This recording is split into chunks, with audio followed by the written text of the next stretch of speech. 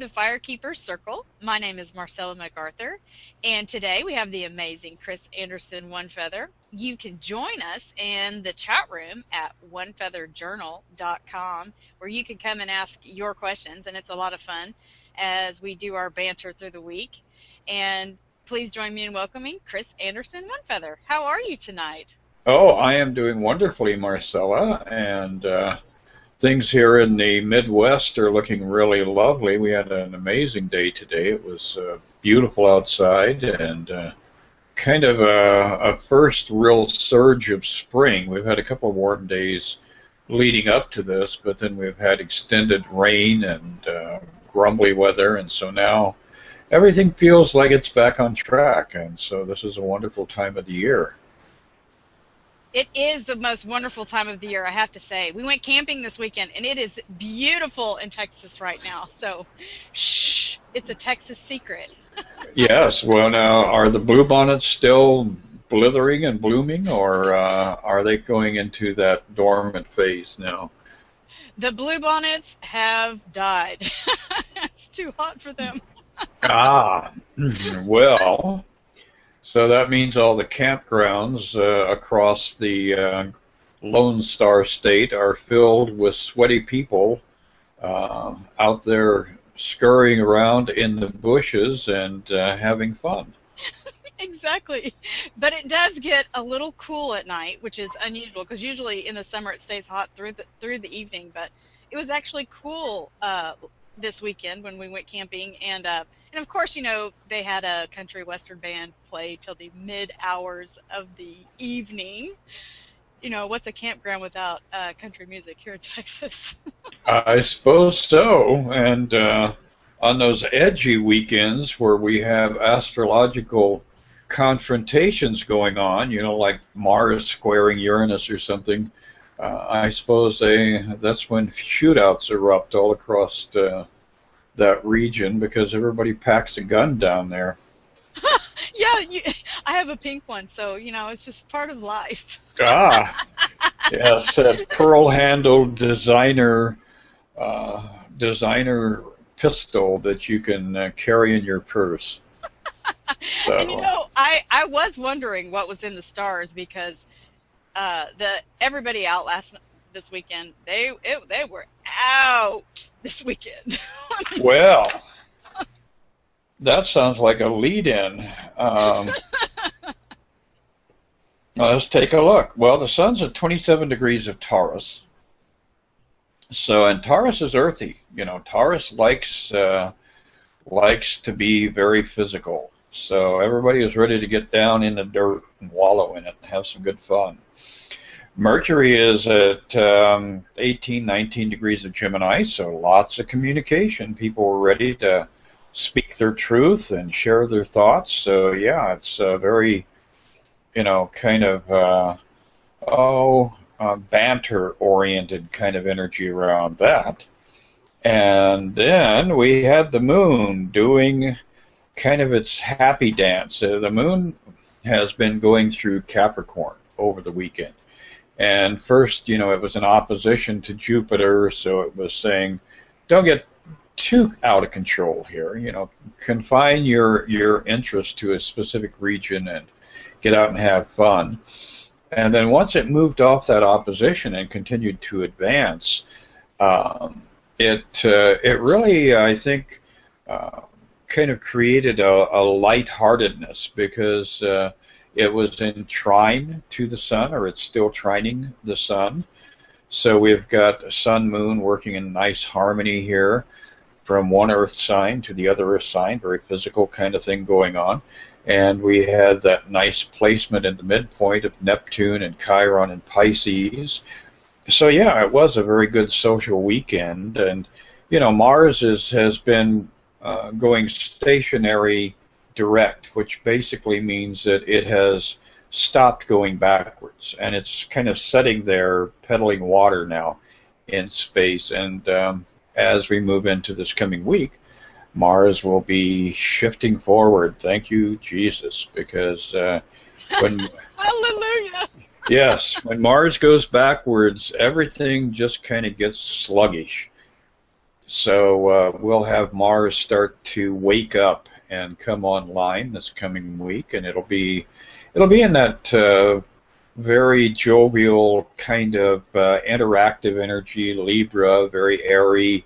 So a lot of social interaction, a lot of social dialogue. I think this is going to be a really good week, and Mars is going to start to accelerate over the next month, and we'll definitely see things that have been in a holding pattern start to break loose. Oh, that's such good news to hear. Yes. So, I'm looking at all these different modalities that I work with, and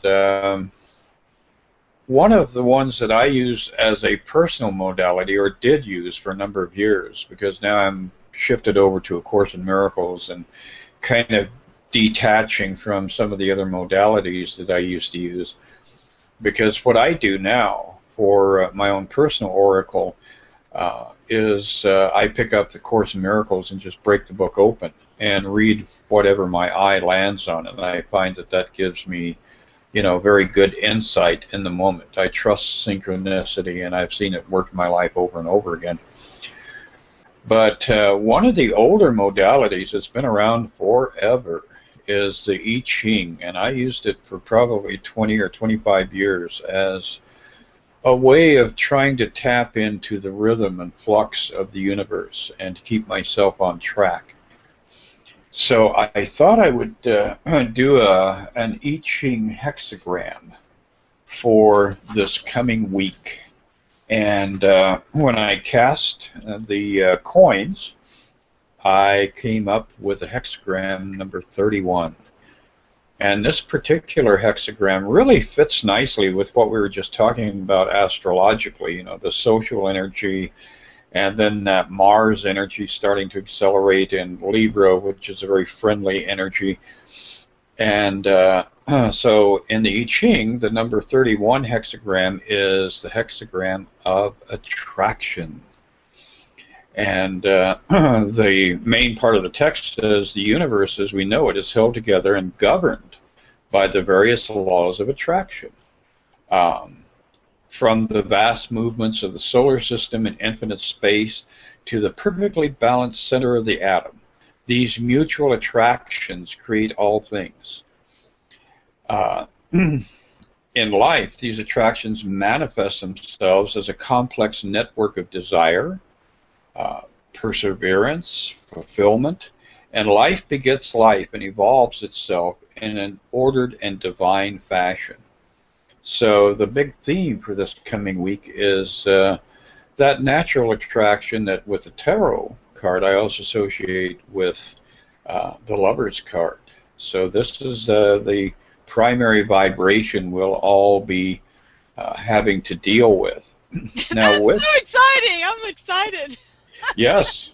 Well, and these modalities, especially the I Ching, it's been around for what, 5,000 years, probably, maybe more, and it's very organic. It's very earth-based. It's very much a process of observing the ebb and flow of different elemental forces in the universe. So when we are flowing with all of these, positive and negative attraction and repulsion kind of energies, we learn how to just become a part of the natural unfolding of life here on this planet. And within that, for anybody who's worked with the I Ching, you have certain lines that do carry specific meaning. And the way I tossed the coins, we had two lines that were highlighted in this I Ching reading that I had pulled together for tonight. The first line is the fourth of the 6 lines in the hexagram. And the fourth line says, the desire to influence a specific person or situation is now enhanced. So if you want to raise, then this is the week to start, cultivating the people around you. If you're interested in developing a relationship, flirt a little bit. You'll probably get a response. It says, do not become calculating or manipulative in your efforts. Very sound advice. Instead, take a unilateral approach by displaying the strength of your convictions in all that you do. Be true to yourself. Don't allow yourself to get loaded up with all these different masks that we all wear. Be transparent, be highly visible, and be true to your own nature. By remaining consistent in all matters, you will achieve your goal. Now, how much more positive a urge can we get from the universe? And then the fifth line says, look within to determine the depth of your influence on external matters. People with a profound inner resolve can accomplish much. Those with shallow roots cannot exert significant external influence. So we're being told that, the things that are available to us are in fact accessible. We can achieve our goals, but it takes focus and concentration, and we have to have a huge amount of commitment in order to advance and move forward and realize our dreams and our goals. But basically, the I Ching and the astrological interaction are both giving us a solid and affirmative kind of vibe here to work with, saying this week and into the following week and into this flow of energy that we're currently riding along. You're in a position now to manifest the things that your heart desires. Oh, I love it. So when you do the I Ching, you have special coins that you toss? You can go out and buy the Chinese coins that are heads or tails. I just use pennies or whatever I've got laying around here on my desk. The primary element with the I Ching is not the ritual. It is again that whole idea of flow. And if you're in flow, then you'll get an intelligent response.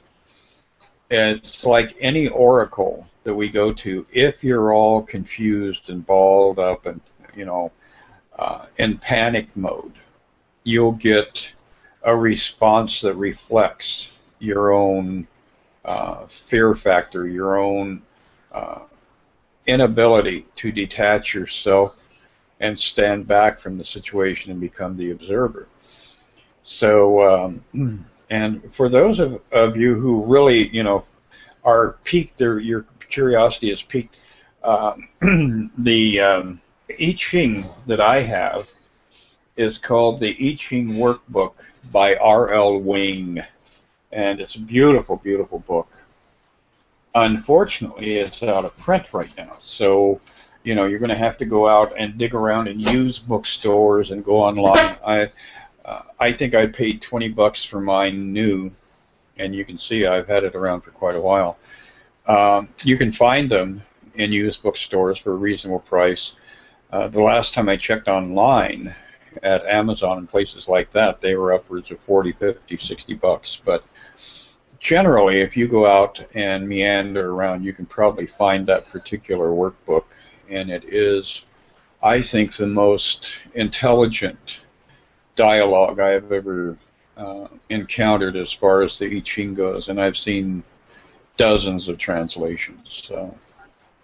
Oh, I love that, and I know that my daughter will love it too, because she loves anything Asian. So she already looks at Asian horoscopes and too. So I'm gonna have to show her this too. Well, now, what is her sign by the Chinese calendar? She is a lamb. That's right. Or sheep. The sheep, okay. And that's one that I think I do have a couple of friends Well, who aren't you a dog? Yes, I am. I'm a dirty dog. So am I. We're dogs. Dogs rule the world, I tell you. Well, the dog is very much like a dog. We're pretty loyal. We're pretty faithful.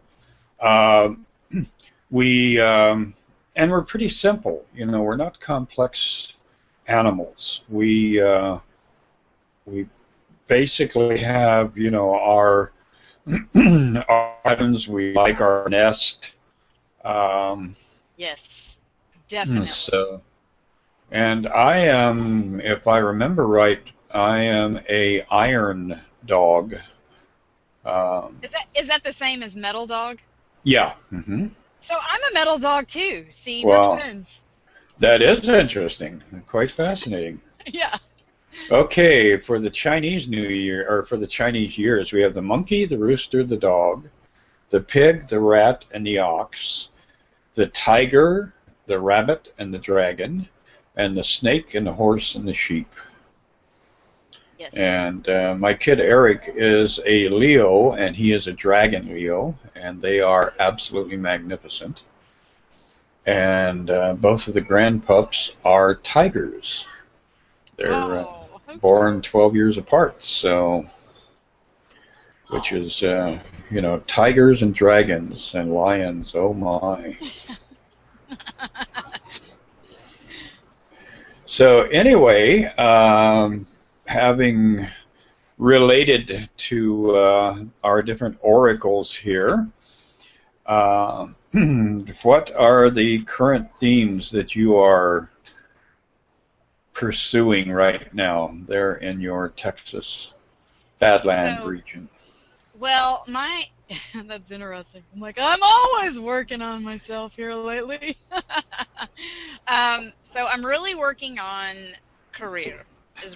This is where it's career and family and where I'm going to stay at least for a while. Um, because I was thinking about moving again and where my family is right now and my circumstances and what positions I should take in the day or in the night or how I should where I should go and make money for my family. So that's really what I'm working on, and then also just trying to work on me too, loving myself, which is something that I have to work on to do that. Hmm. So Okay, well now you were originally from California, and then you landed in New Zealand, and were you in Australia for a while too? yes, Yeah, yes. so you were down under for a while. Then you returned to the United States and ended up in Texas, of all places. Now, after all of your travels, looking back the last 25 or 30 years of your life, where do you think you were the happiest? What was the place where you felt the greatest sense of fulfillment? I think that probably Auckland, New Zealand, North Shore. Mm-hmm. I really loved it there. I loved the community and the family orientation that they have. I was very happy there, and I was just really happy there. And another place that I really liked was Jackson Hole, Wyoming, and it's got a sense of community there too, and a sense of adventure because there was always something going on, whether we were skiing or hiking or biking or shopping. It was a lot of fun there, and a lot of people in and out. A lot of visitors. Mm-hmm. The thing I find interesting is both of your favorite places have a backdrop of these jagged, rugged mountains. And do you spend a lot of time up in the mountains? Well, I have. I actually, when I married Olivia's father, we took a 2 month honeymoon and we went to about, I don't know, 20 national parks and backpacked for a couple of months. So I've done a lot of backpacking. I'm like Joe Camper. Shh, don't tell anybody. Mm. Well, this is good because we're moving into the season of camping, and Olivia sounds like she's at the age where she can actually enjoy it and appreciate it and have fun with it. Yes, it is. It's fun. It's fun to see too because I show up and it's just me and Olivia, a mom and a daughter, and I'm putting up the tent, and I'm in this great big truck, or we've camped before with trailers before, and hooking it up on a hitch. It's really funny to see guys' faces when I pop out because I'm pretty small. What is that woman doing? But it's a lot of fun. It's a lot of fun. and I didn't do it as a kid. I didn't go around to all the national parks and see America. You just saw it in pictures. So sometimes when you go to those national parks, you actually meet people from around the world because Americans aren't doing it as much as the visitors are. Hmm. Oh, yeah, that's very true. We do have a lot of people coming through from Europe and landing on the East Coast and visiting the whole country and then departing on the West Coast and vice versa. So it is a good place to make the connection with people who are uh, inhabitants of different places on the globe. Well, now, as we're, kind of babbling here and meandering along, if anybody shows up in the chat room, we are definitely taking questions. So, and if anybody wants to join us, do we have a link where people could actually pop in and say hi? Yes, and I've posted it on Facebook, so Very good. come in and chat with us. And but you can talk about your astro mapping, your cartography. Yeah, absolutely. I was going to kind of highlight some of the things I do with astrology all the way across the board because um, when you get a chart done, number one, you have so many influences going on. I mean, there are an infinite number of phenomena occurring at your birth, and then the whole process is set into motion. And all of the planets are in motion, they're angling each other. Then we have the asteroids, and then to compound that, we have the eastern points and the fixed stars. So there's a huge amount of information contained in your natal chart. And within that, there are interactions on the planet where you live under very specific planetary lines, and you get the more benevolent or the more malefic flow of those energies. But beyond that, your natal chart, you could go to 10 different astrologers over the course of the year and have 10 different interpretations done.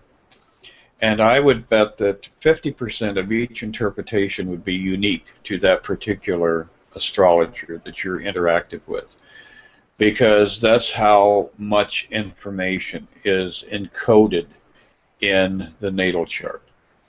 So when people come to me, I really try to align myself with my inner inner voice and try to narrow down my communication to what I intuitively feel like they are most in need of hearing.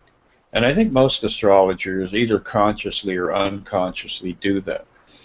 But within this amazing and very diverse and complex journey, the next level of chart is the progress chart. So you start off, and let's say your sun is at 10 degrees Gemini. After 30 years of being on the planet, your sun has gone through a progression of 30 degrees. So if you were at 10 degrees Gemini at your birth, you're going to be past 10 degrees Cancer or right around 10 degrees Cancer, depending on how the chart was laid out. So we're beginning to, see the motion, the evolution, the journey being, what's the word for it? Dissected, I guess you could say. And so the progression gives us a sense of what your personal evolution is all about. So when you're getting a chart done, your astrologer should first look at the natal chart, then look at the progress chart, and then, at least what I do when people get a reading from me, is then we go to your solar return for the current year. Because every year in our chart, we are literally reborn. And this happens not once, but twice. So the first one is a solar return, when the sun goes all the way around and comes back to the exact position that it was at on your birthday. And the second one is very much dependent on your knowing the time of your birth, because every year when the sun crosses our ascendant, that is a point of reinventing ourselves also. So we have a natal chart, a progressed chart, and then the current solar return.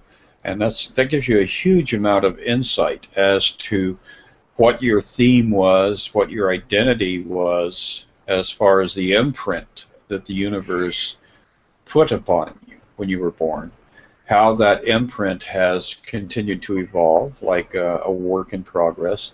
And then each year, when you have your solar return, and then once again when you have your return associated with your ascendant, you get a different configuration of planetary aspects that give you the current themes that you're working on in your life. So when somebody comes to me and gets a chart done, they get a huge amount of information, but more importantly, they get a huge amount of validation, because you can kind of track all these different stages that you have come through, and you get a sense of where you are in this current set of conditions that you're living in. And then we look toward this coming year, so you can get kind of a heads up as to what a lot of this planetary interaction is going to present to you, that you're going to have to evolve with.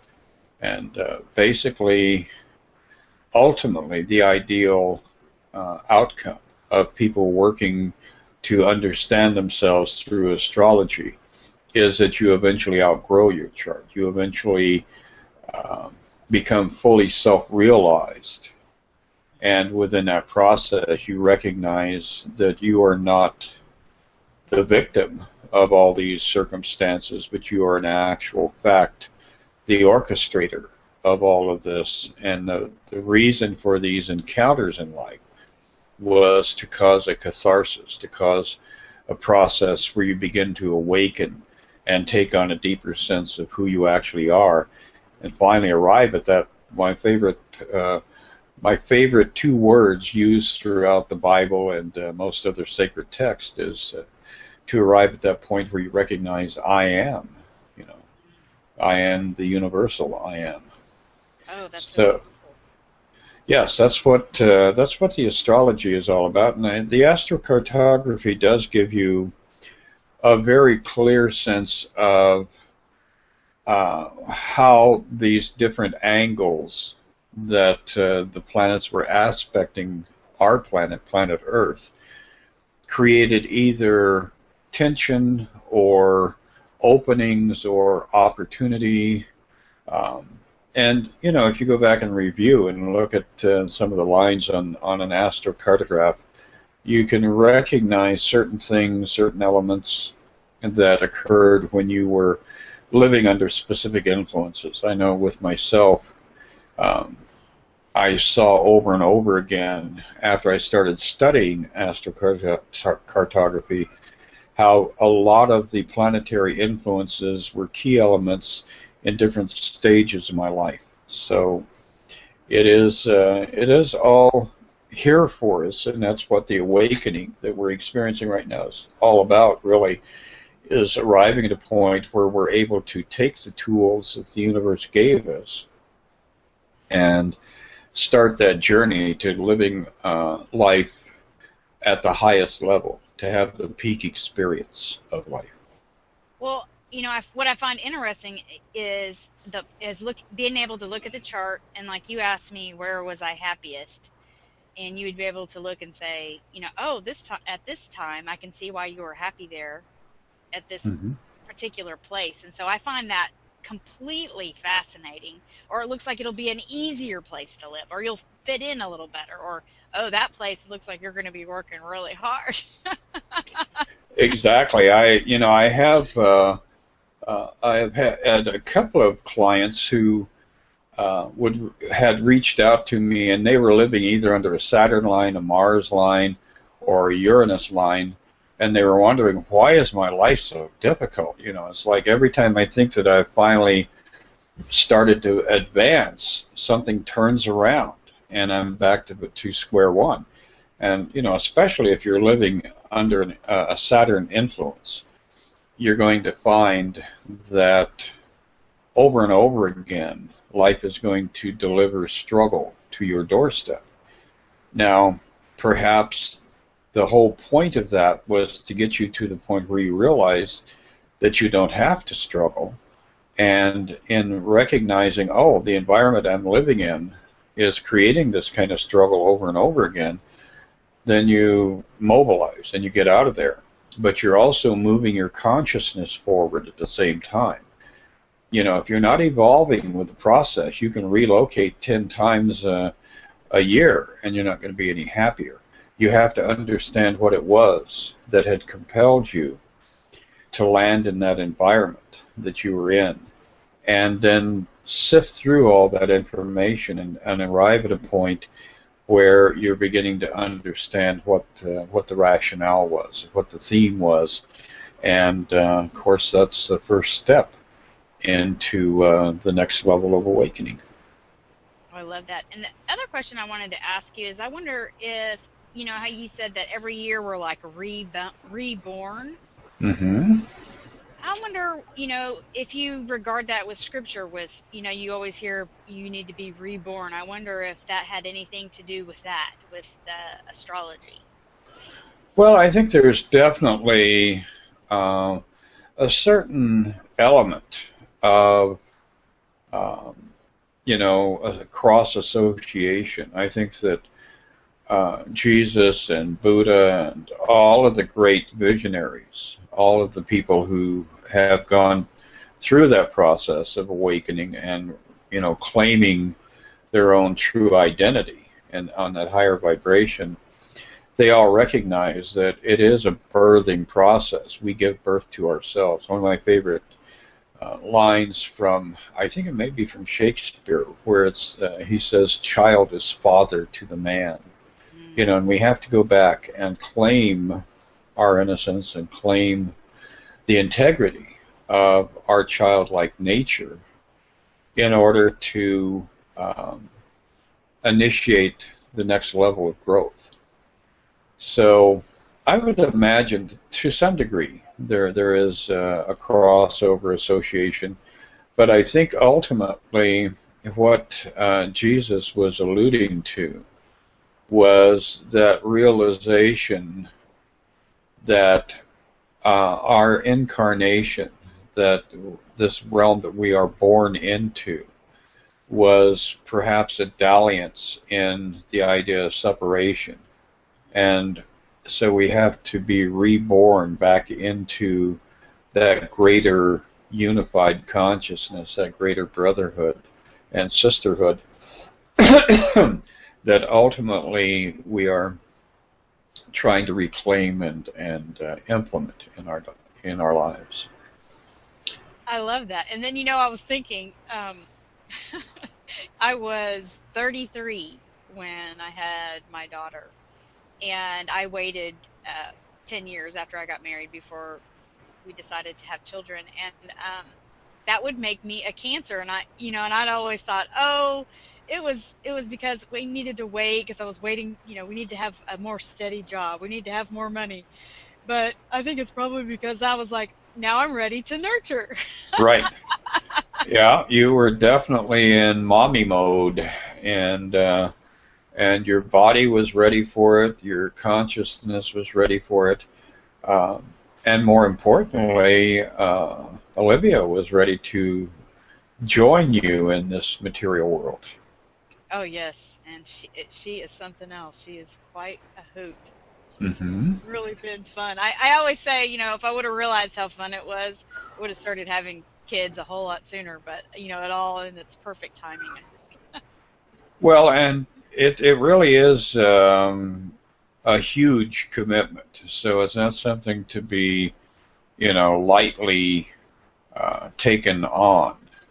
But nonetheless, I think that once you start moving into that realm of parenting, you start to actually awaken the experience of,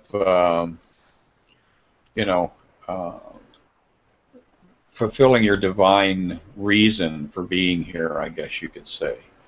Yes, it is quite an experience too. When I first had Olivia, my mom came and helped me with the baby when I first came, and she was, you have to take care of yourself. You have to eat right. You've got to get your rest. And it was something that I'd been just taking care of me, along the Hmm. way. And so now it was time to take care of Olivia. And so it was real important that I took care of me so that she would be well taken care of. So I've been super blessed to have been able to spend so much time with her. So I'm Hmm. very, very grateful for that.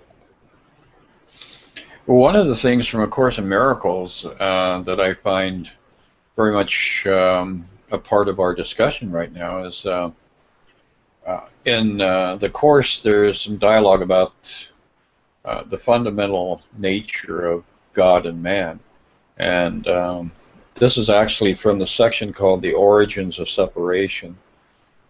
But it says to extend is a fundamental aspect of God which he gave to his Son. In the creation, God extended himself to his creations and imbued them with the same loving will to create. So, once again, this reiterates the idea that we truly were more than just um, like a sculptor working with clay, creating something that was whimsical. Uh, in the origin of mankind, or the sonship, or however you want to define it, and in the order, in the process of creation, God created Himself over and over again. So this is who we are. We are God in expression, and we do have within us that need and that desire to do the same thing, which is to be the creator, to extend ourselves lovingly. Within ourselves, we discover, you know, the infinitude of God and the perfection of God. And then when we extend that, when we create that over and over again, it just moves exponentially out into the universe in all directions. So all of us are, uh, I guess you could say, at the core of our being, we had this urge. Now, in this material world, we distort it and we get off track and we think, oh, I need to create this and I need to create that. And we put together all these different machinations, and they're temporal. You build a business and it goes through fluctuations, and some businesses rise to supremacy, others, crash and burn. But ultimately, 10,000 years from now, what of our surroundings will still be here? What's going to survive? The thing that survives is the love that we extend as we extend ourselves and we extend the essence of God within us. And so our children and our children's children are all part of this very, very sacred process. And it doesn't mean that you necessarily have to have biological children, because whenever two individuals come together in an expression of love, there is an extension of that expression of love. Whether that extension has a physical body or not is irrelevant. But the whole point is to just continue to evolve and to extend the love in all directions. And Absolutely. I love that.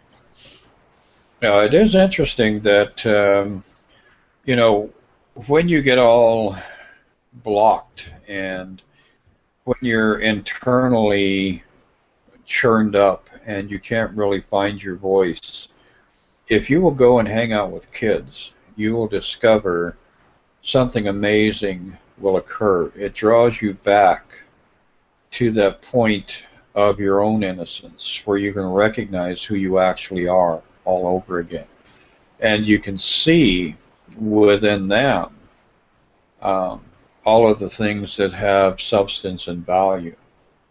And that really is what life is uh, constructed upon. Oh yes, most definitely. And I've got to work with a lot of children with disabilities, and I would have to say that they teach me more than anyone can. Those are the most amazing children on the planet, for sure. Hmm. And you receive love. You just better be ready to receive it because it comes, and it is very powerful and amazing. So, yes. Yeah, that leads me to another thought. We look at an infant that has just awakened in this realm, and they're in that process of cognition. They're starting to observe things and attach meaning to different things. Oh, this is my mommy, this is my daddy, blah, blah, blah. But at that original point of emergence where they first come in, they are, in physical terms, absolutely helpless. But in spiritual terms, they are the ultimate expression of divinity. And a lot of times we see, ourselves become very intellectually evolved, and we have all this information and all this knowledge, and we place value on that. But when you are around kids who are, by human standards, handicapped or who have limited faculties for memory, whatever, you also notice, if you're actually consciously able to observe what's going on in your world, you will notice that their purity and their innocence is something they've retained. They haven't put all these layers of analyzing and intellect and machinations and scheming and drawing conclusions. They're just pure. There's a purity there about how they encounter life and how they respond to life. So that leads us into all kinds of new areas. Absolutely. And, just even with children, sometimes I'll think, oh, I don't feel like coloring right now. I don't have time. I've got to clean the kitchen, and I've got all this other stuff to do. But, I sit down with Olivia or the kids, and I color, and it takes me to a different dimension when you're playing with them. And it's pure love, and it's amazing to get that opportunity. It absolutely is. And it's again, getting back to our truest nature, which is to be the expression of divinity in each and every moment of our life. So that being said, do we have anybody leaving messages in the chat room or any thoughts? Not right now. I know that we have some viewers, and so hello viewers out there, but we haven't received any messages. Okay. I do know that May 21st, you've got a webinar coming up. Yes, and May 21st is an interesting date because this throws us back to that thing I was discussing about we have our solar return, and then we have that moment when the sun crosses our ascendant. Pardon me, and my ascendant is 29 degrees of Taurus, and May 21st, most years, is when the sun is exactly on my ascendant. So this particular year, I believe it will be at the 28th degree, but nonetheless, it's basically the sun moving across my ascendant, and my first webinar is going to be in association with that occurrence, which is like a little mini birthday, like a mini return of re-energized energy. So yes, I will be doing that. And I love it. It says Astro Sage. I love it. I love the graphic. Well, thank you. Yes, that was something I created a few years back, and it's been kind of in the back burner for a while, but I thought it was time to bring that forward. And this Wednesday is going to be a power pack day for me because I'll be doing a couple of other video adventures. One of them with David, doing our usual week in advance. We generally record that on Wednesdays, and so I will be in front of my camera quite a bit on Wednesday of this week. As the sun, we're gonna have it documented for sure. Oh yes, as the sun crosses my ascendant. So, what time does the webinar start? So, if anybody wants to come and join you and tell us what kind of webinar it's going to be. Well, you asked me a question that I don't have an answer for. I believe that. This is what you're not supposed to admit that. You just say, "Well, it will start at 8:30." Is it? In fact, 8:30. I was thinking that it was 8 p.m., but as usual, I live in the moment. So. And that's what I love about you, because I do it too. Yes, it's it's the only way to live, actually. Okay, so these webinars are going to be happening actually over the next few months. And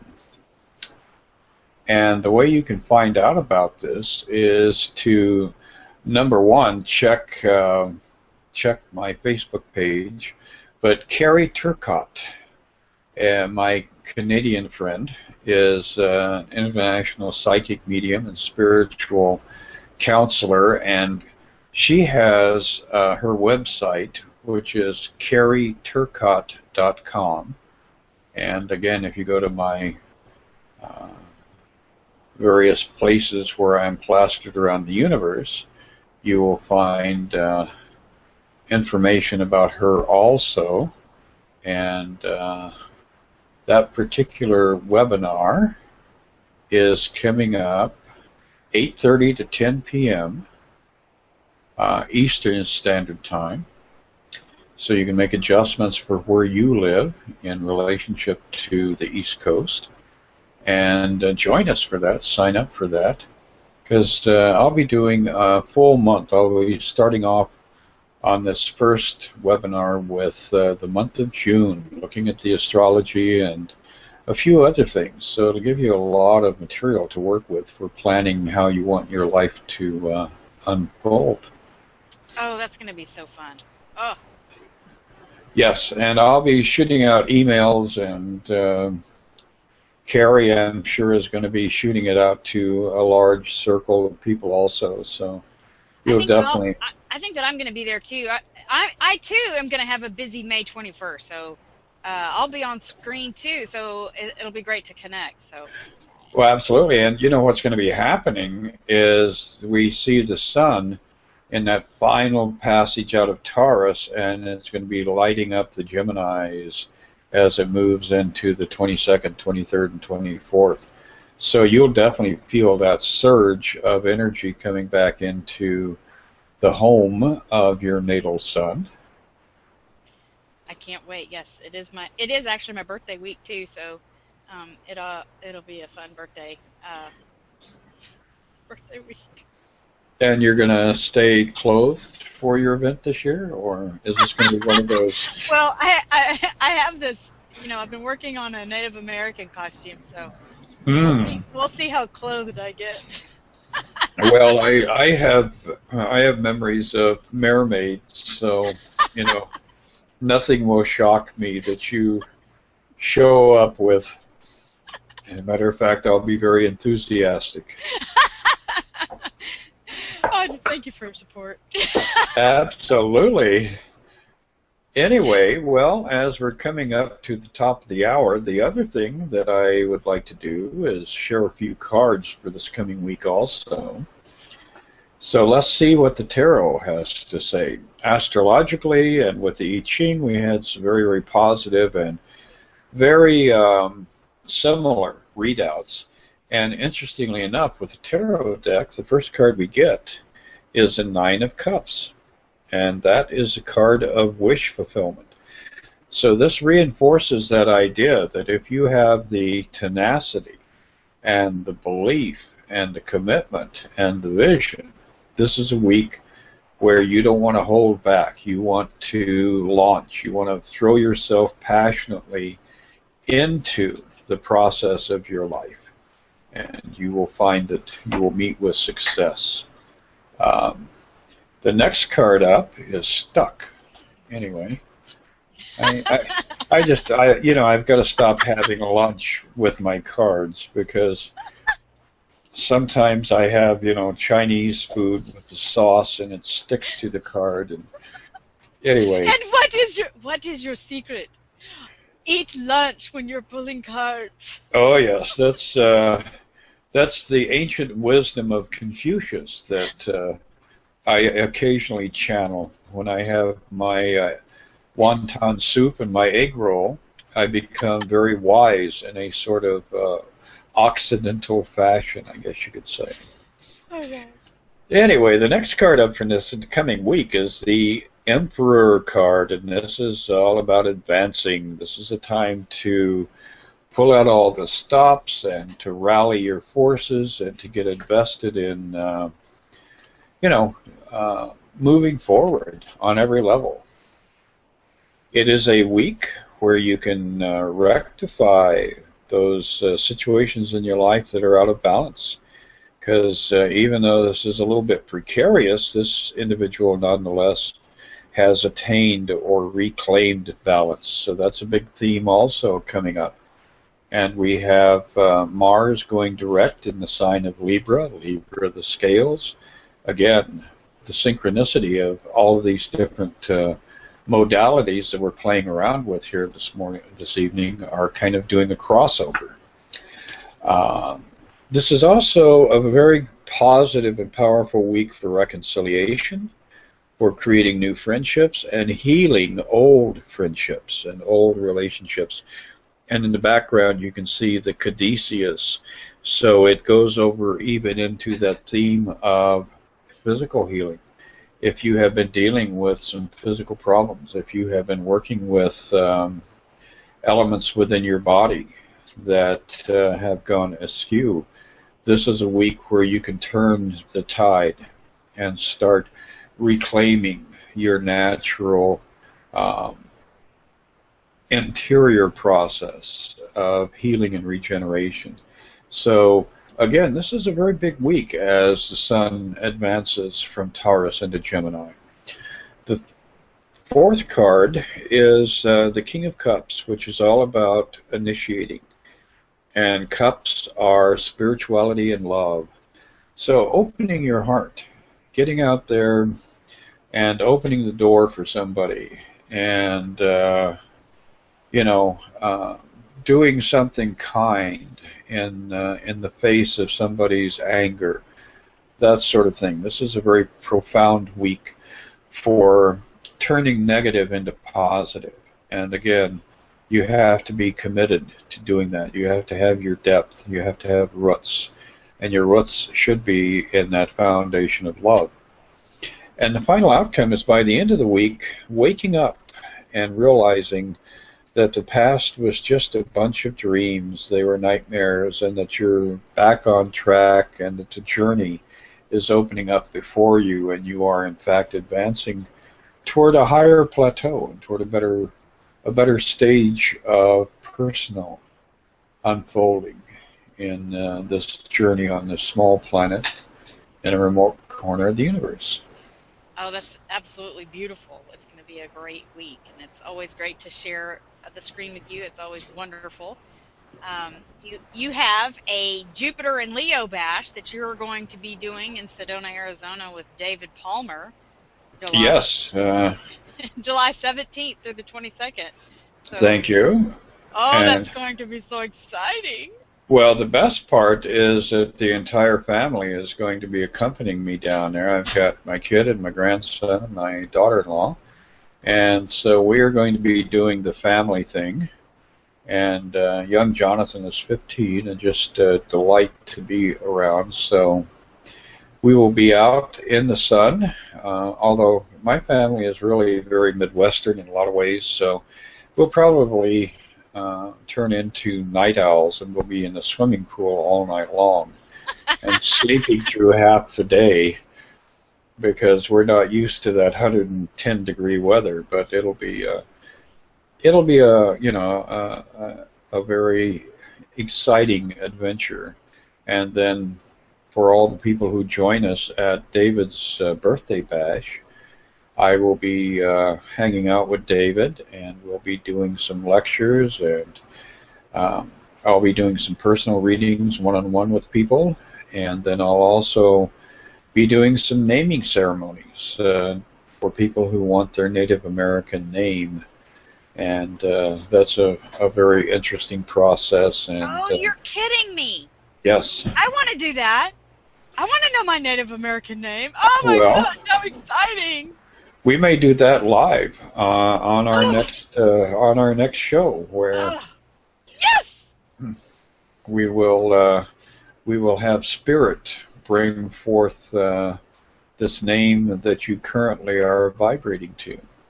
Oh, that's fabulous. Oh, how exciting. I can't wait. I've been finding some old pieces of turquoise that I own and Ooh, starting to wear them and channel for my Native American costume for the Firekeeper Circle. And I've got a bracelet that I've had since I was a child too. So, oh, that's so exciting. I'm really excited about that. yes, it's going to be wonderful. And you know, turquoise is an interesting stone. I used to have a turquoise necklace that was huge chunks of turquoise from one of the better mines down in Arizona. And the legend is that turquoise is a protector stone, and it is commonly accepted within the Native American community that, let's say you fall off a ledge, instead of breaking your leg, a piece of your turquoise will break. And I had that actual experience where uh, one day I banged myself up real good and thought, wow, I was lucky I didn't break my arm. I fell on it, very hard and to full force. And the next morning, I was just kind of looking around, and I had not even been wearing it, but I had my turquoise necklace sitting on the dresser, and two pieces of turquoise were broken. Whoa. So Wow. that was very synchronistic and very fascinating, and sounds a little bit like hoodoo voodoo, but I think that there is. I don't think it's the power of the stone. I think it's the power of consciousness expressing itself through things in our environment to remind us that God is an ever-present companion and always with us. Oh, yes, that's beautiful. Thank you, Master Onefeather. You guys can come on down to onefeatherjournal.com, and Master Onefeather has books that you can order. He's got original artwork that you can order, and then also you can get an amazing reading one-on-one with Master Onefeather, which is always amazing and wonderful. He knows so much, so he always does it with all of his heart. So I hope you guys have a wonderful week. And Master Onefeather, you want to send us off with your love today? Oh, absolutely. And everybody get out there and celebrate spring and renewal and share the love, pass the love around. And Marcella, Marcella, and I will see you in 1 week. Bye. Good night.